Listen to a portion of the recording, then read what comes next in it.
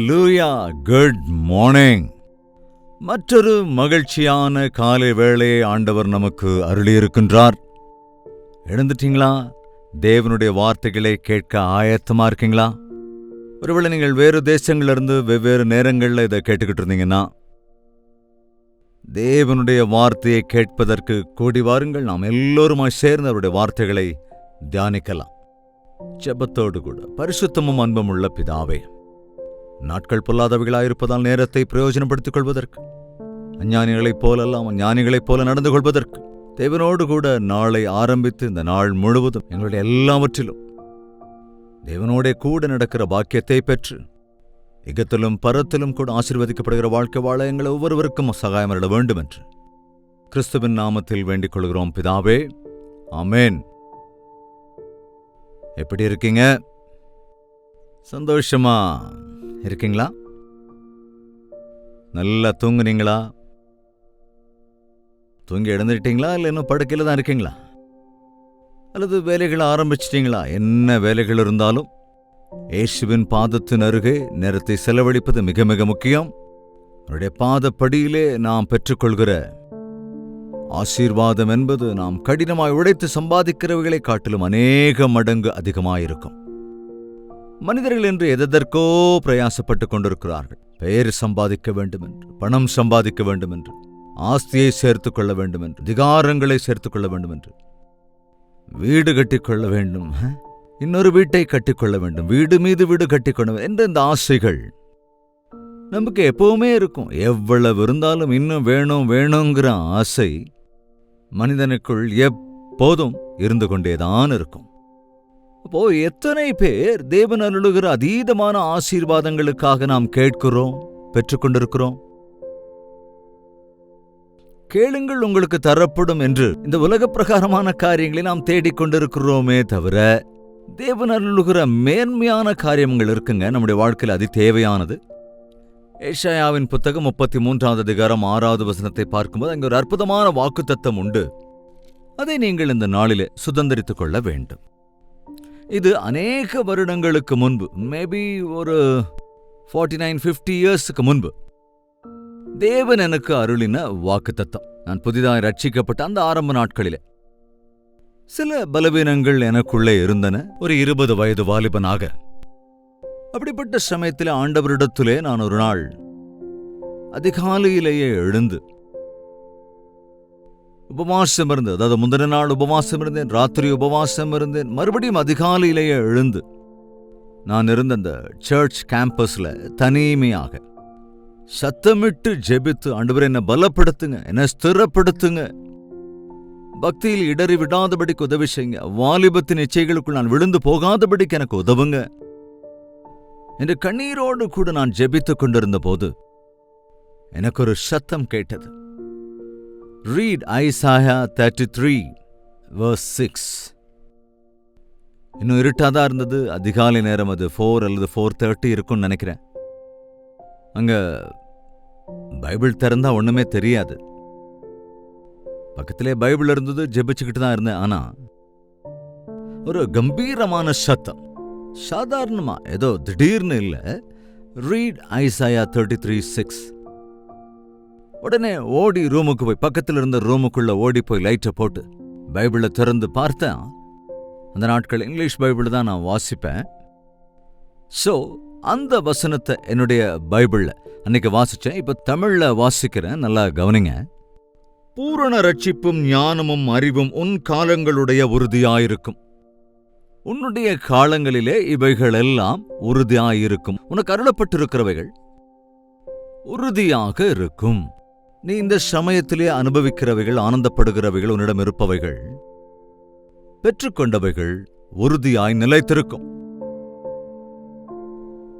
பூரண ரட்சிப்பும் ஞானமும் அறிவும், நல்ல கவனிங்க, the strength of salvation என்று இங்கிலீஷ் பைபிள்ல இருக்கும். பூரண ரட்சிப்பும், the strength of salvation. சரியா சொன்ன, உன் ரட்சிப்பு பலமுள்ளதாக இருக்கும், நிலையுள்ளதாக இருக்கும். நான் கேட்டுக்கொண்டிருந்தேன், பலவீனமா இருக்கிற என்னுடைய ஆவிக்குரிய வாழ்க்கையில் என்று கேட்டபோது திட்டவட்டமாக தேவன் அந்த வார்த்தையை கொடுத்தார். இரண்டாவது, நான் ஞானமற்றவன், நான் ஒரு சிறுவன், இளைஞனாயிருக்கிறேன், எனக்கு உதவி செய்யுங்க என்று ஜெபித்துக் கொண்டிருந்த போதுதான் தேவன் என்னோடு கூட ஞானத்தை, அறிவை பற்றி என்று தெளிவாக பேசினார். ஞானமும் அறிவும் முன் காலங்களுடைய உறுதியாக இருக்கும் என்றார். ஞானத்தை தருகிறேன், அறிவை தருகிறேன், அவைகள் உனக்கு பூரணமாய் இருக்கும்படியாக நான் அருளிச் செய்கிறேன் என்று சொன்ன வார்த்தை இன்றும் நான் மறக்கவே இல்லை. இன்று ஒவ்வொரு விசுவாசிக்கும் அவசியமானது எதுவென்றால், உனக்கு என்றென்றும் ஒரு ஸ்திரமான பக்தி அவசியம். இன்னைக்கு அநேகருடைய பக்தி கொஞ்ச நேரம் ஒரு மாதிரி இருக்கும், அடுத்த கொஞ்ச நேரம் வேற மாதிரி இருக்கும் இல்லையா? ஒரு நாள் எவ்வளவோ கொஞ்சம் பலமா இருப்போம், இன்னொரு நாள் ரொம்ப பலவீனமா இருப்போம். விசுவாசிகள் எல்லோரோடு சேர்ந்து இருக்கிற போது ரொம்ப சந்தோஷமா இருக்கிற மாதிரி இருப்போம், தைரியமா இருக்கிறப்போ. அதுக்கப்புறம் சில நாட்கள்லயே உலகத்துக்குள்ள போகும்போது, உலகத்தின் காரியங்களை கேட்கும்போது, சூழ்நிலைகள் மாறும்போது மறுபடியும் நம்முடைய பக்தி அப்படியே குறைஞ்சு போயிடும். இந்த சமயங்களை நீங்க ஸ்திரமான பக்தியோட இருக்கிறீங்களா? உறுதியான பக்தியை அருளுங்க ஆண்டவர்ன்னு அவர்கிட்ட கேட்டீங்களா? உங்களால நீங்களே உறுதியா இருக்க முடியாதுங்க. பரிசுத்த ஆவியானவர் நம்மை பலப்படுத்தினாலே தவிர, தேவன் நமக்கு இறங்கினாலே தவிர. அநேகருடைய பக்தி சஞ்சலத்தோடு, சஞ்சலம் என்றால் அதாவது தண்ணீரை பார்த்தோம்னா பள்ளம் எங்கேயோ அங்க அப்படி ஓடும், அப்படி மாறி மாறி பள்ளத்துக்குள்ள அது பாட்டுக்கு போயிட்டே இருக்கும். அதாவது எப்படி வசதி இருக்கோ அந்த மாதிரி நடக்கிறது, எப்படி வசதியா இருக்கோ அந்த மாதிரி பேசிக்கிறது, எது கஷ்டமில்லாம நஷ்டமில்லாம இருக்குதோ அதே சார்ந்துக்கிறது. அந்த மாதிரி ஆவிக்குரிய பிரகாரமா இருந்தா நம்முடைய பக்தி ஸ்திரமானது அல்ல. கஷ்டம் வந்தாலும் நஷ்டம் வந்தாலும், சுகம் இருந்தாலும் சுகம் இல்லாவிட்டாலும், சிரமங்கள் இருந்தாலும் வேதனைகள் இருந்தாலும், எது இருந்தாலும், எப்பேற்பட்ட சூழ்நிலையா இருந்தாலும், அவர்தான் என் ஆண்டவர், அவரே என் இரட்சகர், அவரை நான் விட்டு விலகவே மாட்டேன், அவருக்குள் தான் இருப்பேன் என்று சொல்லுவதுதான் ஸ்திரமான பக்தி. எவ்வளவு தடைகள் இடையூறுகள் வந்தாலும் முதலாவது ஸ்தானத்தை தேவனுக்கு தருவது ஸ்திரமான பக்தியோடு இருப்பது. யோசிச்சு பாருங்க, உங்களுக்கு ஏற்ற காரியங்களுக்காக தேவனை நம்புறீங்களா, தேவனை சார்ந்திருக்கின்றீர்களா, அல்லது ஜெபிக்கிறீர்களா, அல்லது எப்படிப்பட்ட சூழ்நிலையில தேவனையே சார்ந்திருக்கிறீர்கள்? ஒருவனும் ஒரு நபரும் எந்த காரணத்துக்காகவும் 30 நாட்கள் தங்கள் தெய்வத்தை வணங்கக்கூடாது. அப்படி வணங்கினால் சிங்கத்தின் கபியிலே போட்டு விடுவோம் என்று ராஜாவின் கட்டளை இருந்தது. ஆனால் தானியேல் என்ன செஞ்சான்? பைபிள் இருக்குது, வழக்கத்தின்படி ஆணை பிறப்பிக்கப்பட்டிருக்கிறது என்று, சூழ்நிலை மாறி இருக்கிறது என்று, பயம் உண்டாக்குகிற சம்பவங்களை கேள்விப்படுகிறோம் என்று ஜெபிப்பதை அவன் நிறுத்தவில்லை. தன்னுடைய வழக்கத்தின்படியே மேலறைக்கு சென்று கதவுகளை திறந்து, பயந்துகிட்டு கதவை மூடிக்கிட்டு இல்லைங்க, வழக்கம் போல எப்போதும் செய்யற மாதிரி, வழக்கமா ஜெபிக்கிற மாதிரி ஒரு நாளைக்கு 3 முறை குறையிலங்க ஜெபம் பண்ணிக்கிட்டே இருந்தான். உறுதியான பக்தி உள்ளவர்கள் தேவனை மகிமைப்படுத்த முடியும். எனவேதான் தானியேலின் தேவன் தான் மெய்யான தேவன் என்று ஒரு அந்நிய ராஜா சொல்லும் வகையில ஒரு அற்புதமான தேவனுடைய சந்நிதியை அனுபவித்து சிங்கத்தின் வாய்களை எல்லாம் மூடுகின்ற வகையில இன்றும் கூட தேவனிடத்திலே நாம் விசுவாசத்தோடு ஜெபிப்போம் என்றால், ஸ்திரமாயிருப்போம் என்றால், நம்முடைய வாழ்க்கையில நிச்சயமாய் அற்புதங்கள் நடக்கும். அதற்கு தானியேல் வாழ்க்கை ஒரு அடையாளம். உன்னுடைய வாழ்க்கையில் அப்படிப்பட்ட சூழ்நிலைகள் இருக்கிறதா? ஒரு நாள் ஒரு மீட்டிங்ல ஒரு சர்க்கிள் இன்ஸ்பெக்டர் என் பக்கத்தில் உட்கார்ந்திருந்தாரு. அவரும் ஒரு விசுவாசி. மீட்டிங் நடந்துகிட்டே இருக்கு. அவருக்கு சடனா ஒரு ஃபோன் கால் வந்தது. ஃபோனை ஆஃப் பண்ணி பக்கத்தில் வச்சிட்டாரு. மீட்டிங் முடிஞ்சதுக்கு அப்புறம், பிரசங்கமெல்லாம் முடிஞ்சதுக்கு அப்புறம் என்கிட்ட வந்து பேசினாரு. பிரதர், எனக்கு கொஞ்சம் முன்னால நீங்க பிரசங்கம் பண்ணிக்கிட்டு இருக்கும்போது, அதை கேட்டுக்கிட்டு நான் இங்கே உட்கார்ந்து இருக்கும்போது எனக்கு டிஐஜி கிட்ட இருந்து ஒரு கால் வந்திருந்தது. அவ்வளவு பெரிய அதிகாரி கூப்பிடுறாருன்னா ஏதோ கண்டிப்பா முக்கியமான விஷயமா தான் இருந்திருக்கும். ஆனால் நான் ராஜாதி ராஜாவின் சன்னதியில் இருக்கிறேன், தேவாதி தேவனுக்கு முன்பாக இருக்கிறேன், அவருடைய வார்த்தையை கேட்காமல் போகக்கூடாது என்று நினைத்து நான் அதை இக்னோர் பண்ணிட்டேன். ஆனா இப்ப நான் போய்தான் ஆகணும். எனக்கு மெமோ எதுவும் வந்துடாம, எனக்கு எதுவும் ப்ராப்ளம் இல்லாதபடி ஜெபிங்க அப்படின்னு சொல்லி ஜெபிச்சுக்கிட்டு போனாரு. கொஞ்ச நாளைக்கு அப்புறம், சில வாரங்களுக்கு அப்புறம் அவரை பார்த்தோம். ஆனா அவர் எதுவும் சொல்லணும். நானே கேட்டேன், சார் அன்னைக்கு என்னாச்சுன்னு, அன்னைக்கு எதோ சொன்னீங்களே அப்படின்னு கேட்டதுக்கு, மறுநாள் தான் நான் அவரை போய் சந்திச்சேங்க. அவர் ஆக்சுவலா எனக்கு ஃபோன் பண்ண விஷயத்தையே மறந்திருந்தாரு. அவர் அந்த விஷயத்தை பத்தி ஒரு வார்த்தை கூட பேசல. எவ்வளவு அற்புதங்க! என்னை கனப்படுத்துகிறவர்களை நான் கனப்படுத்துவேன் என்றார். ஆனா நாம என்ன செய்வோம்? சின்ன ஏதாவது இடையூறு வந்தா உடனே நாம தேவனுடைய சன்னதியை விட்டுட்டு போயிடுவோம். ஒரு நாள் இயேசு கிறிஸ்து பிரசங்கித்துக் கொண்டிருக்கிறார், போதித்துக் கொண்டிருக்கிறார். அநேகர் ஆசையோடு கேட்டுக்கொண்டிருக்கிறார்கள். சடனாக சீஷர்கள் வந்து, உம்முடைய தாயாரும் உடன் பிறந்தோரும் வந்திருக்கிறார்கள் என்றார்கள். அது கேட்ட உடனே இருங்க அப்படின்னு சொல்லிட்டு அங்கிருந்து போனாரா? இங்க பாருங்க, என்னுடைய வார்த்தைகளை கேட்கிற இவர்களே என் தாயும் தந்தையும் என் சகோதரர்களும், என் தாயாரும் சகோதரர்களும் சகோதரிகளுமாயிருக்கிறார்கள். இந்த வேளையிலே தம்முடைய போதனையை அவர் முடிக்காமல் அந்த பாதையில் நிறுத்தலைங்க. பிதாவின் வேலையை முடிக்க வேண்டும் என்ற நோக்கத்தோடு இருந்தார்.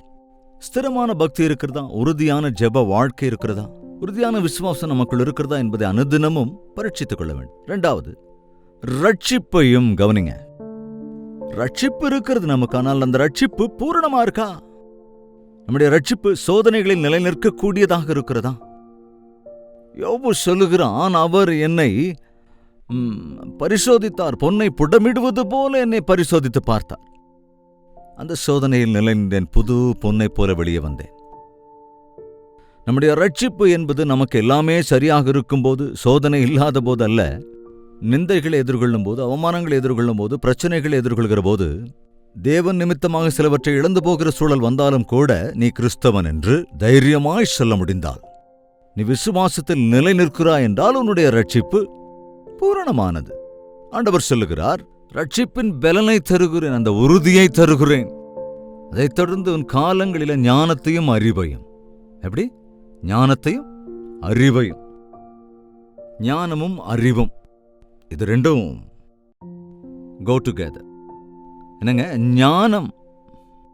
ஞானம் என்றால் புத்தகங்களை வாசிப்பதால் வருவதல்ல, அது நாலேஜ். அநேக புத்தகங்களை வாசிப்பதனால, அநேக விஷயங்களை தெரிந்து கொள்வதனால, இப்போ இன்டர்நெட் வந்துருச்சு, எல்லா விஷயமும் தெரியுது. பட் இவைகளெல்லாம் தெரிந்திருப்பதனால அது ஞானம் தான் நினைக்கக்கூடாது. கவனிங்க, you have lot of knowledge. அநேக விஷயத்திலே அந்த ஞானம் இருக்கிறது. ஆனால் இதிலே எது அவசியம், எது அவசியமற்றது, எது முக்கியம், எது முக்கியமல்லாதது, எதை ஏற்றுக்கொள்ளுவது, எதை ஏற்றுக்கொள்ளக்கூடாது என்பதை தெரிந்து கொள்ளுவதே ஞானம்.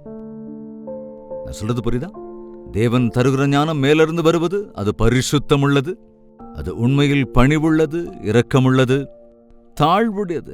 ஞானம் ஏதோ கம்பீரமா, இதை நான் பெரிய ஞானி அப்படின்னு சொல்றவன் பைத்தியக்காரன் ஆயிடுவாங்க. உன்னுடைய ஞானத்தினால் நீ கர்வப்படுறன்னா உண்மையிலே அஞ்ஞானின்னு அர்த்தம். தேவன் தம்முடைய ஞானத்தையே நமக்கு அருள வேண்டும் என்று விரும்புகிறார். ஒருவன் ஞானத்தில் குறைவுள்ளவனாயிருந்தால் என்னிடத்தில் கேட்க கடவன், அவனுக்கு நான் தாராளமாய் தருவேன் என்கிறார். சாலமோன் இடத்துல தேவன் அவனுக்கு தரிசனமாக என்ன வேண்டும் என்று கேட்டபோது அவன் என்ன கேட்டான்? ஞானம் ஆண்டவரே, எனக்கு ஞானம் உள்ள இருதயத்தை அருளச் செய்யுங்கப்பா. இவ்வளவு ஆச்சரியம் பாருங்களேன். நீ இவ்வளவு மேன்மையான ஒன்றை கேட்டதுனால நீ கேட்காத போதும் கூட ஐஸ்வர்யத்தை, தனத்தை, உன்னுடைய சத்துருக்களின் ஜீவனையும் உன் கையில் ஒப்புக் கொடுக்கிறேன் என்று சொன்னார். ஞானத்தோடு இருக்கிறவன் திருப்தியாக இருப்பாங்க. புத்தி இல்லாதவன் கடனுக்கு ஆளாவான். எதுக்கு? நஷ்டத்துக்கு ஆளாகிறோம், அனாவசியமான சிக்கல்களை சிக்கிக்கிறோம். அது நம்முடைய புத்தியின்மை, நம்முடைய அஞ்ஞானம். ஞானம் இருக்கிறவன் தன்னைத்தானே காத்துக்கொள்ளுவான், இன்னும் அநேகரையும் அவன் காப்பாற்றுவான். அந்த ஞானத்தை தான் தேவன் அருளுவார். ஞானம் என்றால் ரொம்ப நேர்த்தியா இருக்கும் பாருங்க. யோபுவின் புத்தகம் 28:28 கவனிங்க, இதோ ஆண்டவருக்கு பயப்படுவதே ஞானம். இதோ ஆண்டவருக்கு பயப்படுவதே ஞானம், பொல்லாப்பை விட்டு விலகுவதே புத்தி என்றார். அது மனிதர்களிடத்தில் சொல்கிறார். புத்தி ஞானம் இருக்கிறவன் தேவனை தேவனாக கனப்படுத்துவான், அவரிடத்திலே பயபக்தியோடும் இருப்பான். ஞானத்தோடு இருக்கிறவன் இந்த உலகத்திலே புத்தி இல்லாமையை பார்க்கிற போது அவைகளை கடைபிடிக்காமல், அதற்கு கீழ்ப்படியாமல் அவற்றை அவன் விலகிவிடுவான். சில பாவங்களை, அக்கிரமங்களை அவன் நிச்சயமாக விட்டு விலகிவிடுவான். இந்நாட்கள்ல கவனிக்கணும், தேவனுடைய வார்த்தைகளை கேட்கிற நீங்கள் உங்கள் வாழ்க்கையில ஆவிக்குரிய பலமுள்ளவர்களா இருக்கீங்களா? உறுதியான பக்தி உள்ளவர்களா இருக்கிறீங்களா? சோதனையை ஜெயிக்கக்கூடிய பூரண ரட்சிப்பையுடையவர்களா இருக்கீங்களா? எந்த சமயத்திலே எப்படி நடந்து கொள்ள வேண்டும் என்று ஞானமின்றி நடவாமல் ஞானத்தோடு நடந்து கொள்கிறீர்களா? எத்தனையோ பேர் இன்றைக்கு எது கேவலமானது, எது கனமுள்ளது, எது நன்மையானது, எது நன்மை அல்லாதது, யார் உண்மையான தீர்க்கதரிசி, யார் உண்மையான போதகர்கள், யார் அப்படி இல்லாதவர்கள், எது கள்ள போதனை என்று அறியாதவர்களாக நாட்களிலே அநேகர் தங்களுடைய ஆத்மாவை நஷ்டப்படுத்திக் கொள்ளுகிறார்கள். சின்ன பிள்ளைங்களை ரொம்ப ஈஸியா ஏமாத்திட முடியும் இல்லையாங்க? ஞானத்தோடு இருக்கிறவங்களை ஏமாற்ற முடியாதுல்ல.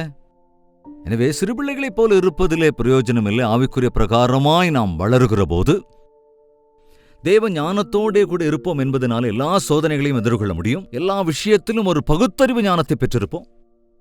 இந்த உலகத்திலே நாம் ஞானத்தோடு வாழ்ந்திருப்போம். இந்த குடும்பங்களில் கலகம் வருவதற்கான காரணம் என்ன? அஞ்ஞானம் தானே. ஞானமுள்ள ஸ்திரீ தன் வீட்டை கட்டிக் கொள்ளுவாள். மூடமுள்ள ஸ்திரீ அஞ்ஞானி தன்னுடைய வீட்டை தன் கையால் இடித்து போடுகிறாள்.